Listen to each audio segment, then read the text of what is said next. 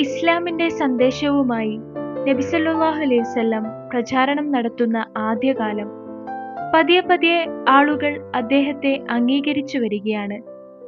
പ്രചാരണത്തിന്റെ ആദ്യ കാലഘട്ടത്തിൽ തന്നെ ഇസ്ലാം മതം സ്വീകരിച്ചവരാണ് സുമയ്യ ബീവിയും കുടുംബവും.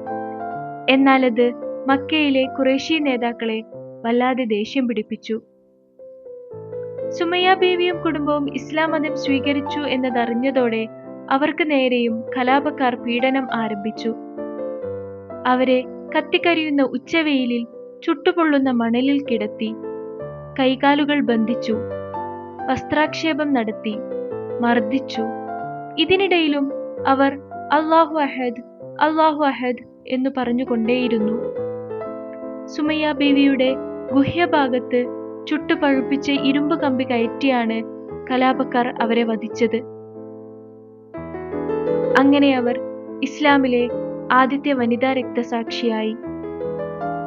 നിരവധി സ്ത്രീകൾ അവരുടെ ത്യാഗത്താലും ധൈര്യത്താലും അചഞ്ചലമായ വിശ്വാസത്താലും ഇസ്ലാമിക ചരിത്രത്തിൽ ശാശ്വതമായ സ്ഥാനം നേടിയെടുത്തത് കാണാം.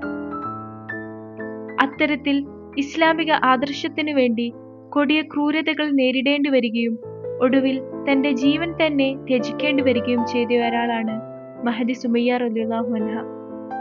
അവരുടെ രക്തസാക്ഷിത്വം ഇസ്ലാമിക ചരിത്രത്തിലെ ത്യാഗത്തിന്റെയും വിശ്വാസദാർഢ്യത്തിന്റെയും പ്രതീകമാണ്.